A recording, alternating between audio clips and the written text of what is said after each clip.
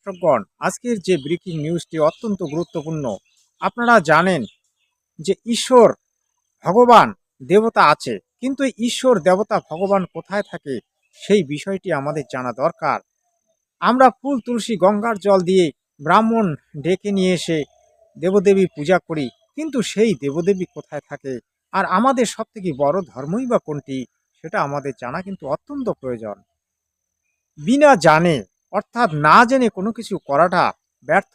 আমাদের শাস্ত্রী এটা বলেছে। অর্জুনকে বলেছিল, অর্জুন, তুমি যেটা করতে চাও, যেটা পূজা পাঠ করতে চাও বা যেটা তুমি ধর্মকর্ম করতে চাও, সেটা তোমার শাস্ত্রেই প্রমাণ দেবে। শাস্ত্রে যেটা উল্লেখ আছে সেটাই সর্বসত্য। তাই আজকে আমরা নিজেরাই বিচার বিশ্লেষণ করব যে এই দীনকৃষ্ণ ঠাকুর বা অন্যান্য কীর্তনিয়া বা সাধু মহন্তরা যে তত্ত্বগুলি দেন সেগুলি সত্য কি মিথ্যা, ঈশ্বর কোথায় থাকে, দেবদেবী কোথায় থাকে, আজ আমরা বিস্তারিত তত্ত্ব জানবো এই ভিডিওর মাধ্যমে। সৎসাহে। সংসার ধর্ম সব থেকে বড় ধর্ম কেন বলা হলো? কেন কি সাংসারিক মানুষ মনে করে যা জুটেছে এটা ঠাকুরের অবদান, যা জুটবে তাই খাবো। কিন্তু যিনি সাংসারিক না, সংসারের ভিতরে তিনি গন্ডগোল পাকান।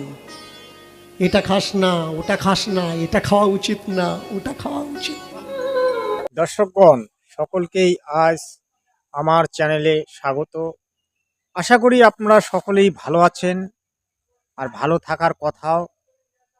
তাই আপনাদের জন্য আজকে আমি নিয়ে এসেছি একটি বাস্তবিক খবর, যেটা আপনার জানা দরকার এবং সকলে জানা দরকার।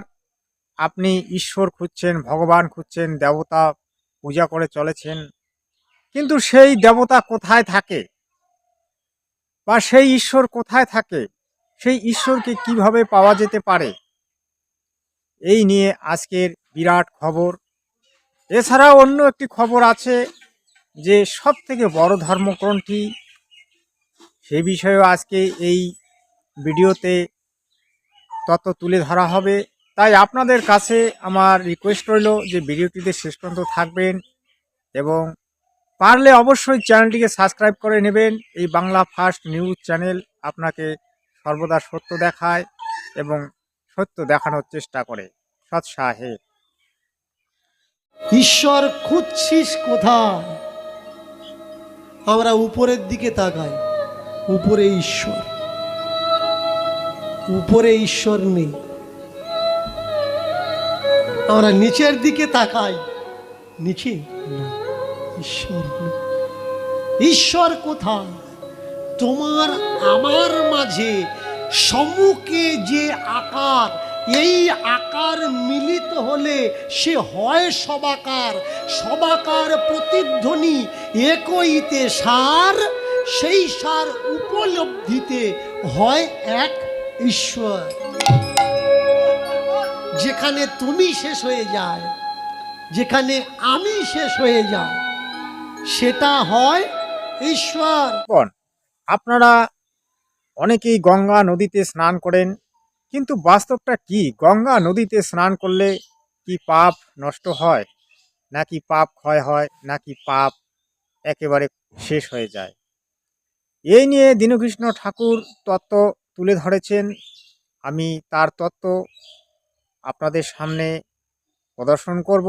আপনারা ভিডিওটিতে শেষ পর্যন্ত থাকবেন।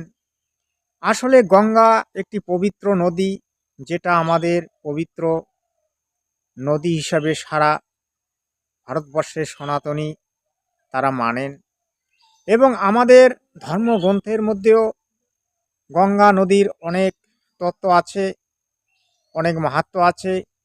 গঙ্গা নদীতে স্নান করলে পাপ নষ্ট হয়ে যায়, পাপ মুক্ত হয়ে যায়, এই ধরনের উল্লেখ পাওয়া যায়।